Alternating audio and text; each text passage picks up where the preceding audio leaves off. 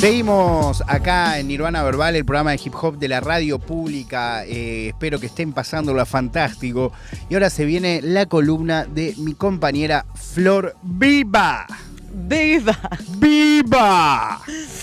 Sí, efectivamente llegó el momento de mi columna el día de hoy, que viene tempranito, porque vamos a hablar de algo que me parece, de alguien que me parece fundamental para todo lo que hacemos en este estudio los viernes de 9 a 12, en principio, que es periodismo de hip hop, pero además para tener en cuenta cuando hablamos de el análisis del arte y especialmente del arte negro, ¿no? Porque vamos a hablar de un referente en lo que es la crítica musical, en lo que es lo ensayístico de la cultura negra, del blues, del jazz, del hip hop, de un montón de cosas. Ha influenciado a prácticamente todos, sin que lo sepan incluso algunos, pero ha influenciado a prácticamente todos a la hora de, o no sé si a todos, pero a todos los que lo hacen desde una perspectiva quizás más interesada en no solamente lo superficial, sino más bien lo profundo de esos tipos de música, los ha influenciado a la hora de tener en cuenta que es importante no solamente lo que escuchamos de esa música, sino también entender el contexto en el cual eso se produjo. Estamos hablando, por supuesto, de Amiri Baraka. Tengo acá el libro para quienes nos están viendo por stream, para que le vean la carita, que Amiri Baraka, a.k.a. Leroy Jones, que Leroy Jones es el nombre de él real, aunque, o sea, de real me refiero a de que le pusieron cuando nació, un poco cambiado igualmente, pero Amiri Baraka es su a.k.a. a la hora más bien de escribir acerca de, escribir en principio poesía y de escribir también de cultura negra en particular, más allá de que Leroy Jones es como se lo conoce más y como están publicados la mayoría de sus libros y textos. Pero estamos hablando de una persona que ella falleció en 2014 a muy alta edad, pero que durante toda su vida, al haber sido aparte muy prolífico y muy eso, ¿no? Como muy influenciador de otras personas que luego continuaron con ese legado, la realidad es que hay mucho para decir sobre esta persona. En principio, para conocer un poquito quizás las bases, él nació en Nueva Jersey en 1934, y durante toda su vida, desde bastante joven, se encargó de ser muy crítico hacia un montón de cosas que luego fue canalizando hacia lo que fue cofundar el movimiento de las artes negras, el Black Arts Movement, y todo lo que significó para los años 60 el impulso no solamente y la continuación de la lucha en contra de las violaciones a los derechos civiles de los afrodescendientes en los Estados Unidos, sino también la puesta en valor de la cultura, que su perspectiva, que es muy interesante, es que, claro, la puesta en valor la tenemos que hacer nosotros mismos, porque a mí me parece que lo más relevante, si se quiere, así para subrayar así nomás, de lo que nos ha dejado Amiri Baraka o Leroy Jones en su vida, es esto de tener en cuenta que muchas veces pasa, y con el hip hop podemos verlo muy claramente, pero con con un montón, digamos, de expresiones culturales lo podemos ver, que todo, aunque se produzca dentro de una cultura específica, sea la afrodescendiente en los Estados Unidos, la, norteña en la Argentina, sea la que sea, digamos, la norteña en la Argentina, siempre está todo medido ante la crítica, o sea, la mirada del hombre blanco eurocentrista. Entonces, eso es lo que a él le pareció algo para empezar a militar dentro de todas las cosas que él militó en su momento.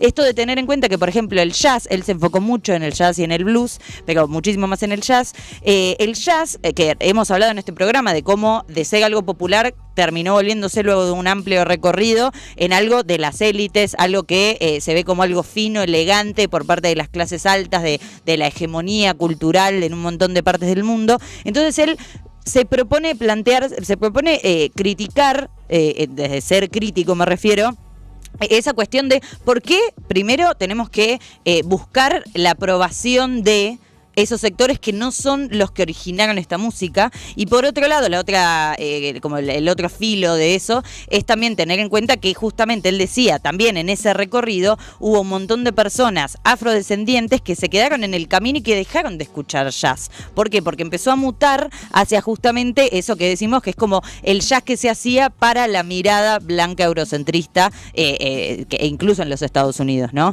Es muy interesante ver cómo aparte esa perspectiva de él, acompañada por un montón de otras cuestiones políticas y sociales que él ha militado, ¿no? El nacionalismo negro en los Estados Unidos y un montón de cosas.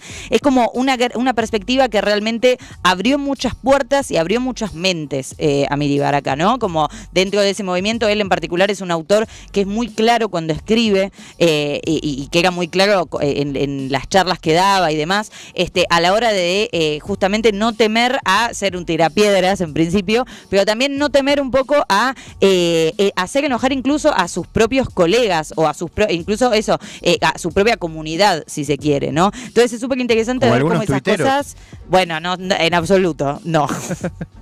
Iba a nombrar Desde otro a alguien, lado pero sentía que ibas a completamente enojar. distinto. Iba a nombrar a alguien. Mejor, ni lo digas. Que conocemos. Me imagino, pero no. Del mundo de la creación de contenido. Del mundo de la Un amigo creación de de Manu. contenido. Que ustedes me contaron que es así tan tirado. Yo sé cuál decir. Sí, no, pero mira lo que me estás comparando. Estamos hablando de Amiri sabía Baraka. que si lo decía me Para. prendía fuego. Pero bueno, esto que les decía, él hacía eje en esto de la reapropiación. Entonces, él se planteaba, bueno, una crítica desde el fenómeno que es estadounidense, pero específicamente afrodescendiente en los Estados Unidos, se puede analizar al mismo fenómeno, ¿no? Teniendo en cuenta, no solamente, él hablaba mucho de no quedarse en la apreciación de una expresión artística, sino además de la apreciación artística, tener el otro nivel que es el interesarse por cómo era el contexto en el cual se generó una actitud que produjo ese material artístico, ¿no? Que es algo muy interesante a la hora de hablar del hip hop también, ¿no? Como más allá de que uno pueda apreciar la música, apreciar el hip hop, que te guste más un disco que otro, un artista que otro, es interesante también ir un poco más allá y tener en cuenta, bueno, qué es lo que motivó este tono, esta jerga, esta narrativa, y él se lo planteaba muy fuertemente con el jazz porque se daba cuenta de que era muy obsceno, muy como absurdo, como se perdía de vista desde la crítica blanca todas las cuestiones que nutrían a la música negra, porque justamente no había una profundización ahí. Él dice, de hecho, en este libro que les acabo de mostrar, que es Black Music, él habla también de cómo, por ejemplo, la mayoría de los artistas de jazz reconocidos como los mejores son negros y, sin embargo, la mayoría de los críticos son blancos, y cómo eso pierde el eje de algunas cosas que son más interesantes que si a un periodista o crítico le gustó o no le gustó un disco por cómo suena y ya, por ejemplo. Él habla, el ejemplo que da que me parece interesante es cómo en un momento se planteaba como una batalla de estilos, que esto en el hip hop, decime si no le suena familiar, una batalla de estilos dentro del jazz, la música de Buck Johnson con la música de Dizzy Gillespie. Y él decía que era como una especie de carnicería un poco entre los críticos, que era como todos diciendo como, no, son cosas distintas y ya, pero nadie se preguntaba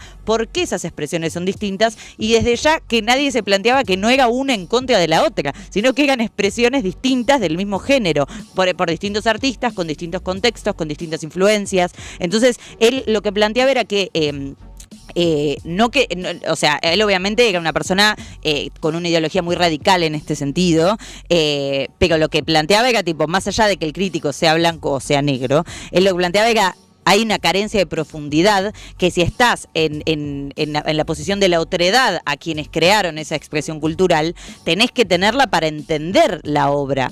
O sea, no es necesario quizás que formes parte, esto lo agrego yo, no es necesario quizás que formes parte de una comunidad o no, pero lo que él sí planteaba como necesario era, además de resaltar que tenía que haber más críticos y más personas que hablen de música negra que sean negros, además de eso, él lo que planteaba era, bueno, o sea, ya de por sí la crítica musical tiene que tener en cuenta un montón de factores que si estás por fuera de una comunidad, una generación que ha creado cierta cuestión, tenés que informarte de todo lo contextual, socioeconómico, político, cultural, etcétera, de todo lo contextual para entender qué es lo que motivó esa obra, y ahí vas a poder entender más qué es esa obra, ¿no? Y en todo caso no es que no lo podés apreciar sin saber todo eso, pero sí te va a dar más herramientas para apreciar otras cosas. Entonces, Entonces eso es como súper interesante la manera en la que, digo, como eso rompió con la hegemonía de lo que era la crítica musical de música negra en ese momento. Obviamente le costó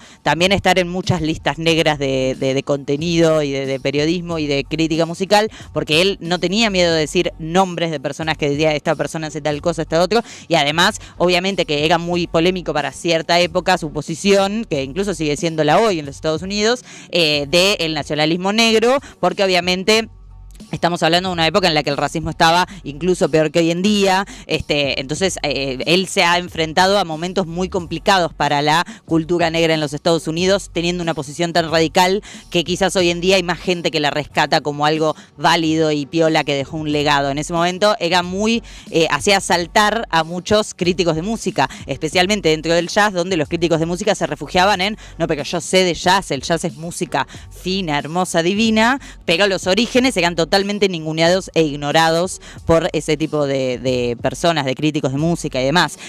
Básicamente lo que proponía Miri Baraka, explícitamente aparte, era que a la musicología lo que le parecía esencial, que le faltaba a la musicología, era un agregado de estudio sociológico, literalmente sociología. O sea, literalmente es algo que se dio aparte a posteriori de sus comienzos en eso, en la crítica musical y demás, se empezó a dar como debate en la musicología en general. Es algo que muchos autores hablan, especialmente los autores que hacen referencia a las músicas no solo folclóricas del mundo, sino también a las músicas que tienen que ver con las diásporas y demás, que era eso, como quizás para entender ese tipo de música realmente, como comprender de dónde viene, es eso, tenés que estudiar una cantidad de factores satelitales que no tienen que ver con lo sonoro meramente, aunque obviamente están reflejados en lo sonoro, y él planteaba como, bueno, no podemos olvidarnos de las cuestiones que son de diáspora, de las cuestiones que son de mixtura de etnias, de las cuestiones que tienen que ver con lo social, con lo económico, con la organización política del lugar donde surgió eso. Él habla mucho de que algo que yo mencionaba la otra vuelta en otra columna, de que el hip hop es un fenómeno claramente estadounidense, pero a la vez, ¿de qué Estados Unidos estamos hablando cuando decimos eso? Bueno, de los Estados Unidos, receptora de inmigrantes, receptora de la diáspora, de la esclavitud, de los Estados Unidos que discriminan a esa gente y la marginalizan, y ahí eso se ve un poco esto que él decía de cuál es la actitud que impulsa a la creación de cierta expresión. No es lo mismo decir Estados Unidos que decir este Estados Unidos del que estamos hablando, que es el de Estados Unidos que vivía esta gente en particular, ¿no? Y bueno, esto aparte me parecía interesante para resaltar también, porque más allá, salvando las infinitas diferencias en un montón de cuestiones, es algo interesante que se estuvo dando como debate hoy en día, que lo latino está tan fortalecido en lo mainstream del mundo, ¿no?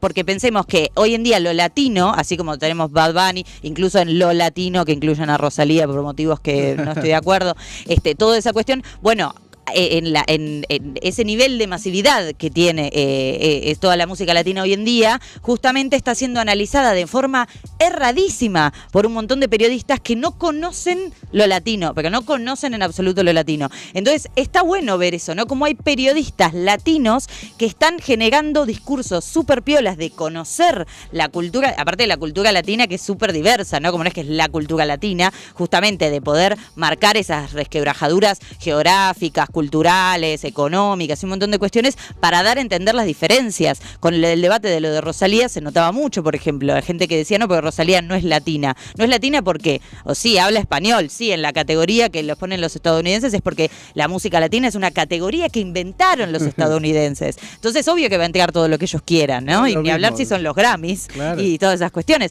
Pero es eso, como para un latino no es lo mismo que te digan que Rosalía es latina que para un estadounidense te digan tipo sí, música latina y está Rosalía, Bad Bunny, Mercedes Sosa, viste, como todo mezclado. Entonces como eso me parece interesante, no como para traer una tiraposteada, sino para empezar a plantearnos, ¿no? Como qué importante es la apropiación de una expresión cultural de cierto lugar por la misma gente de ese lugar, hablando no solamente de músicos que laburan su música alrededor de eso, sino también de creadores de contenido, periodistas, redactores, críticos musicales, ¿no? Como empezar a tener en cuenta que no es algo negativo ser lejano a una cultura y poder analizarla, pero que sí requiere cierto trabajo. Es algo que se habla mucho en la cultura hip hop con eso de qué importante es que la gente que hace hip hop empiece de a poco, a su ritmo, como quiera, con los recursos que posea, a investigar y a conocer la historia del hip hop, por qué surgió, cómo surgió su historia, sus etapas,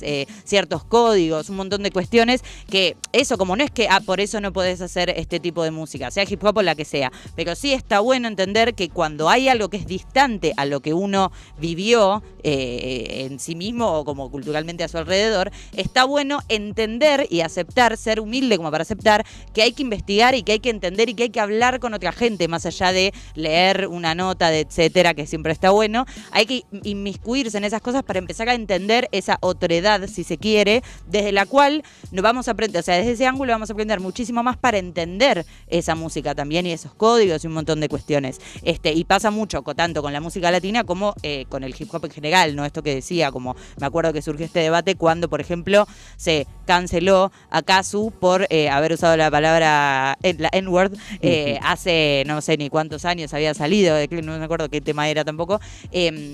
Que era eso, como sí, la verdad que es un garrón que haya usado esa palabra, porque la usó desde este desconocimiento de no saber de dónde viene esa palabra. Hay muchos freestylers que tienen de muletilla esa palabra y que no tienen, o sea, no es que no tienen idea en el sentido de pobres no saben qué es salames, no, sino como que estaría bueno que entiendan el peso semántico de esa palabra, así como siempre doy el mismo ejemplo, en Argentina la palabra desaparecidos tiene un peso específico que no tiene en otros lados. Entonces está bueno saber eso, porque no es lo mismo decir desaparecidos en Argentina que decirlo en, no sé, ni idea, Italia. Estados Unidos, ¿entendés? Claro. Entonces, lo mismo pasa con la N-word, que justamente es eso, ¿no? Más allá del debate de la cancelación y todo, de la que yo siempre estoy en contra, como cancelación me parece como algo demasiado final y poco complejo. Entonces, más allá de eso, está bueno también tener en cuenta que siempre hay que tratar de estar educándose si hay algo que verdaderamente nos gusta y nos interesa. Cada uno tiene su ritmo, cada uno tiene sus tiempos y demás, pero si hay algo que Amiri Baraka siempre dejó en claro es que es importante respetar la trayectoria de las distintas expresiones culturales y también a la gente que origina esas expresiones culturales dentro de su contexto político, social, económico, cultural y demás. Así que nada, me parecía interesante no solo eso, sino que quiero recomendar no solamente Black Music de Leroy James, a.k.a. Amiri Baraka, sino también todo lo de Amiri Baraka. Yo soy muy fanática de los poemas de Amiri Baraka, por ejemplo, me parecen fantásticos. Y no solo recomendar a Amiri Baraka en sí, sino también decir que, así como un poco acá mi compañero Facundo Lozano, Amiri Baraka era muy fanático de John Coltrane. Entonces las dos canciones que elegí para cerrar la columna tienen samples de canciones de John Coltrane. Ah, mirá qué lindo.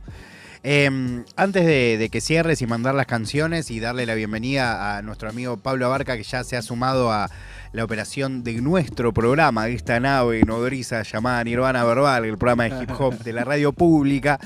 Quiero saludar a Agustina, a Agus López, que está viéndonos, que te mandó saludos, dijo: Flor, sos lo más, y dice que claramente vos tenés el knowledge, que es uno de los elementos del hip hop, que es el noveno. Agus, te mandamos un gran reina, saludo. Total. Algo que pensaba que qué loco que haya como que dar tantas vueltas para decir algo en un punto que sería tan fácilmente comprensible, pero a veces no es tan sencillo de, bueno, si hay una especificidad sobre algo, está bueno que la gente que hable de ese algo tenga algo de conocimiento al respecto, y que lamentablemente no ha sucedido solamente con el hip hop, ¿no? Pienso que ha pasado con la música latina, con el folclore, con la cumbia, con absolutamente cualquier cosa que realmente tenga algo de nicho y que después se convierta o tenga un nivel de popularidad que exceda ese nicho, y muchas veces, o el 99,9% de las veces, no se termina convocando a la gente que estudia ese tipo de cosas para lograr comprender.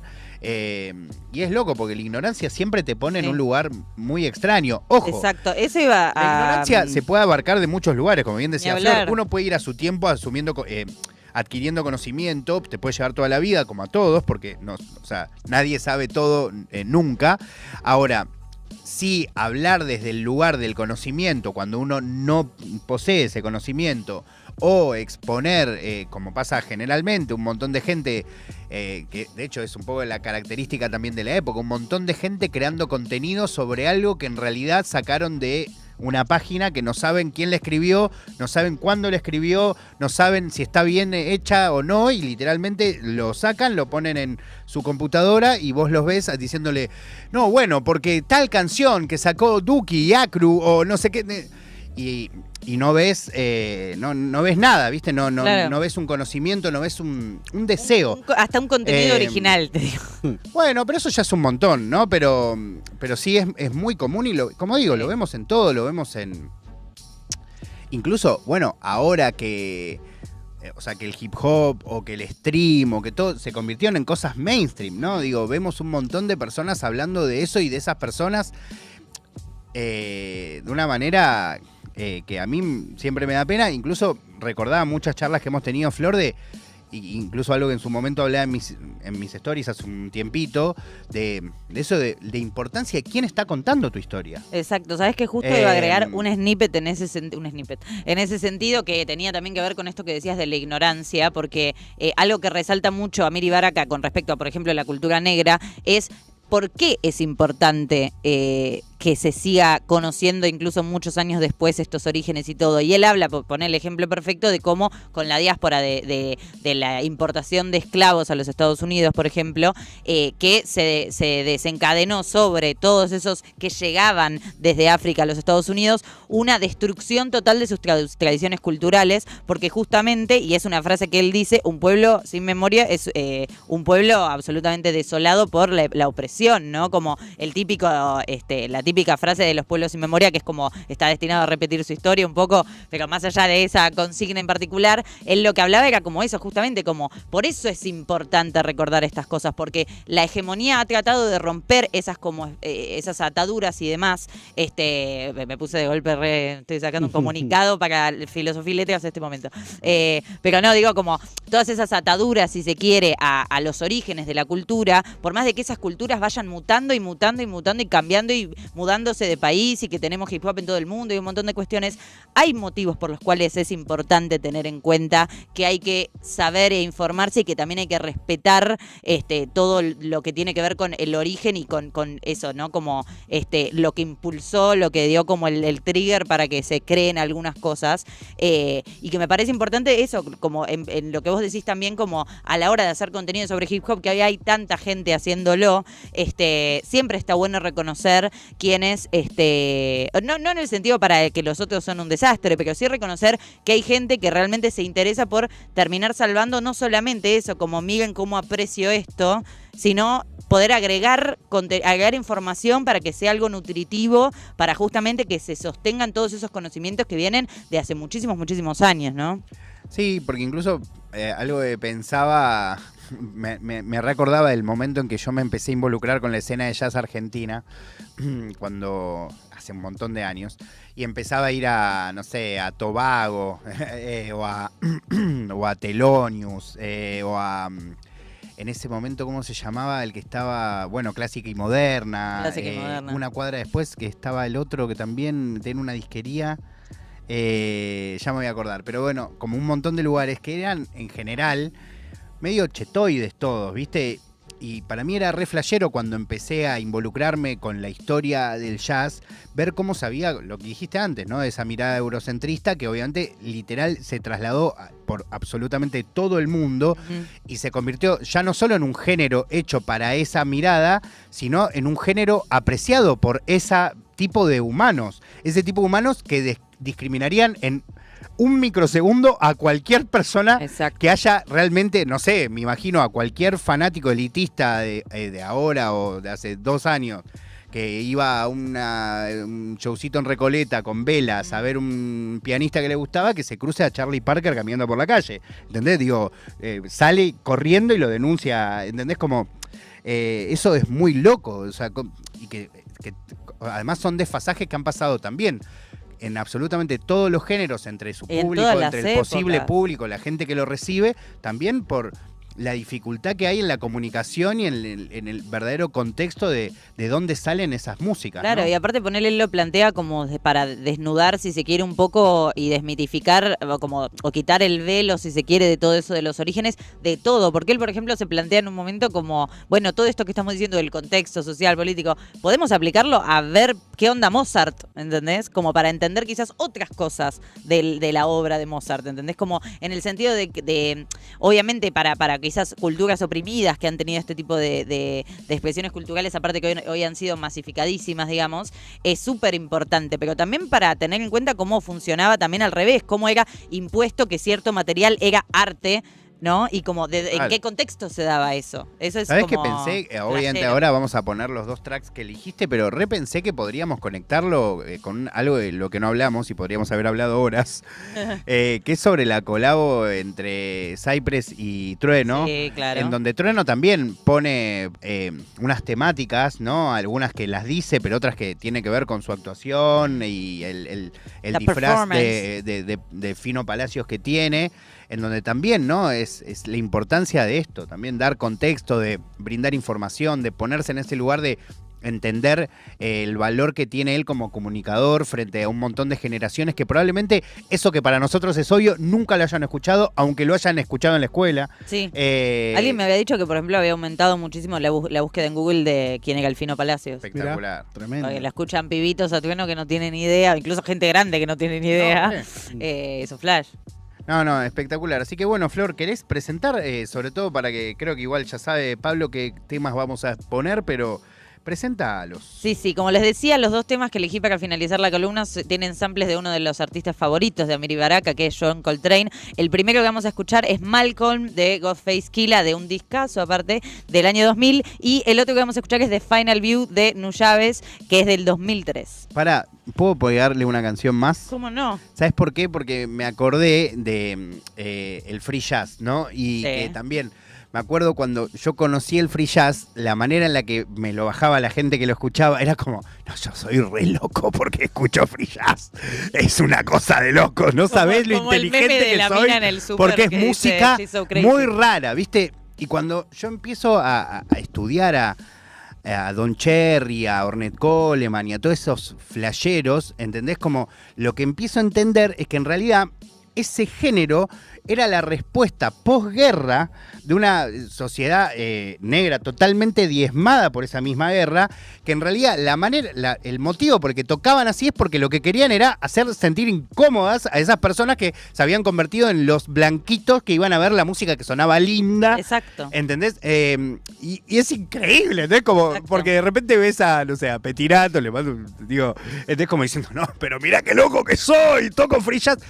Y es cierto, pero a la vez la razón por la que sale todo eso es algo completo, es más, bueno, es más como cuando apareció Sumo, ¿no? Que claro. Es más punky que yacero. Sí, o por lo menos en como en ese tono, ¿no? Esto que decía Miri Baraka, en eso aplica perfecto. De hecho, este libro habla muchísimo, de hecho, uno de los ejes es el free jazz, y ahí habla mucho de esto que yo mencionaba, de cómo había como parte de la comunidad afrodescendiente que se había como quedado atrás en el sentido de ya no escuchaba música popular de las comunidades afro, sino que escuchaba lo que el hombre blanco decía que era bueno de un género que antes solo le pertenecía a los afrodescendientes. Total. Y ahora ya no.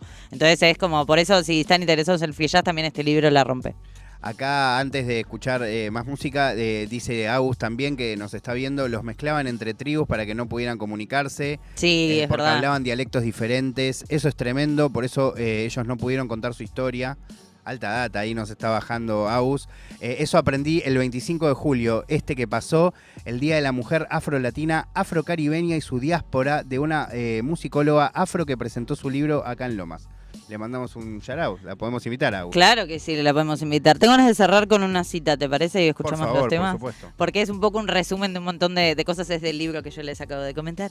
Y dice, la música de los negros, como los negros mismos, es estrictamente un fenómeno norteamericano. Y debemos, por lo tanto, establecer criterios de valor y de excelencia estética que dependan de nuestro conocimiento nativo y del entendimiento de las filosofías y referencias culturales subyacentes que produjeron al blues y al jazz para poder engendrar una escritura crítica válida. Tal vez ya sea hora de empezar, decía Miri Baraka, resumiendo un poco todo esto que estuve chamullando durante un buen rato. Así que si les parece, vamos a escuchar vamos a los dos tener temitas.